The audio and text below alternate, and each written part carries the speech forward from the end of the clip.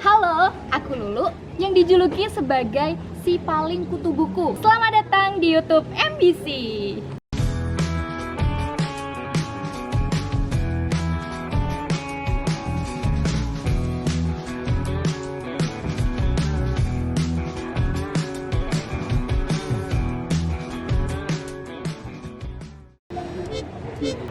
Pernah berpikir bahwa otak kita terjebak dalam kotak? Membuat kita sulit berpikir di luar kotak dan akhirnya memenjarakan pikiran kita dalam sebuah kotak. Seperti katak dalam sebuah tempurung yang dia tidak mampu melompat lebih tinggi lagi. Bahkan ketika tempurung tersebut udah tidak mengungkungnya.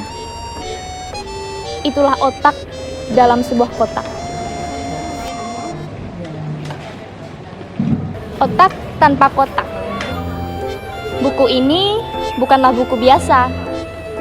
Buku ini setiap halamannya akan membuat kita merasa lebih berani. Bukan keberanian biasa, tetapi keberanian untuk bermimpi lebih besar dan besar. Seperti otak tanpa kotak. Let's make a dream, not just a dream, but the biggest dream.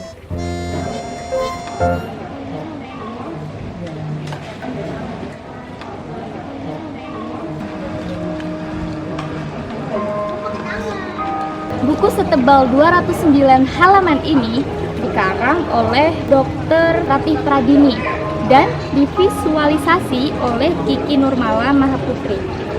Nah, buku ini sangat bagus nih teman-teman.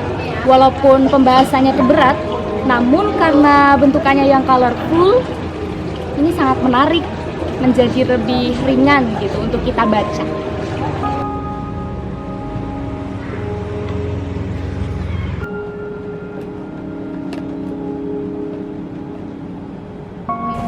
Pada buku ini terdapat 2 bab, hanya 2 bab. Nah, pada bab pertama di sini diawali dengan otak dalam kotak, dan bab kedua ini diawali dengan bab otak tanpa kotak.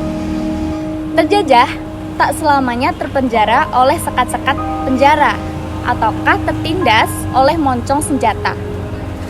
Terjajah yang paling bahaya justru ketika tidak kentara, dikira merdeka, padahal terpenjara nafsu durjana.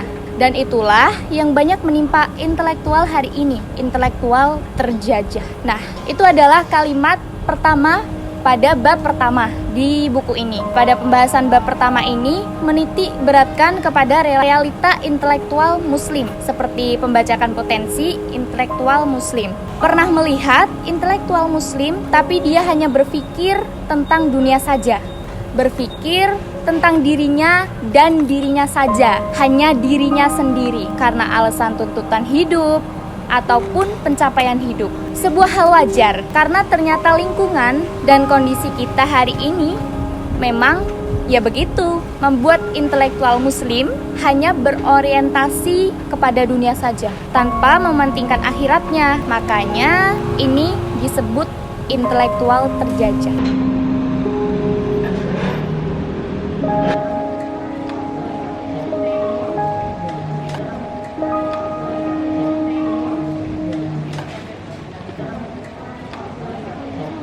Setiap pilihan ada resikonya, pasti ada konsekuensinya. Resiko perjuangan memang selalu ada, namun resiko memilih tidak berjuang pastinya juga ada.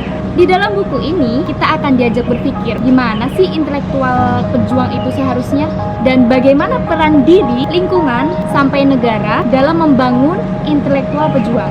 Nah, terakhir ada satu kalimat yang menurut aku ini cukup keren banget teman-teman di dalam buku ini yang aku suka. Nah, bunyinya seperti ini. Jalan perjuangan intelektual pejuang mesti jelas. Ia harus mampu memetakan masalah, melihat akarnya, kemudian mencerabutnya hingga ke dasar.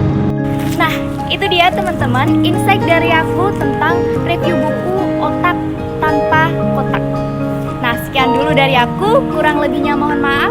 Wassalamualaikum warahmatullahi wabarakatuh.